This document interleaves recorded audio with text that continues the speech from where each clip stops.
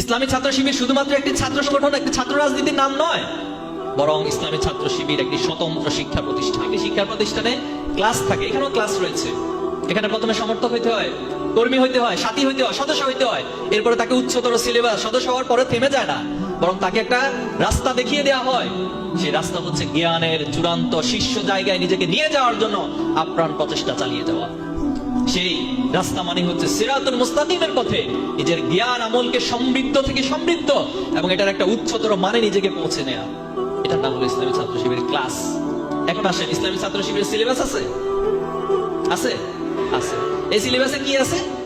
এই সিলেবাসে একজন ছাত্রকে তার এই দুনিয়ার শ্রেষ্ঠত্ব অর্জন করার জন্য, রব্বানা আতিনা ফিদ দুনিয়া হাসানা, এই দুনিয়ার কল্যাণ অর্জনের জন্য যা কিছু প্রয়োজন, যা কিছু জানা প্রয়োজন, তার ইতিহাস জানা প্রয়োজন, ইতিহাস আছে। তার ভূগোল জানা প্রয়োজন, ভূগোল আছে। তার অর্থনীতি জানা প্রয়োজন, অর্থনীতি আছে। তার সায়েন্স জানা প্রয়োজন, সায়েন্স আছে। তার শিল্পকলা সাহিত্য জানা প্রয়োজন, এখানে সমাহার রয়েছে।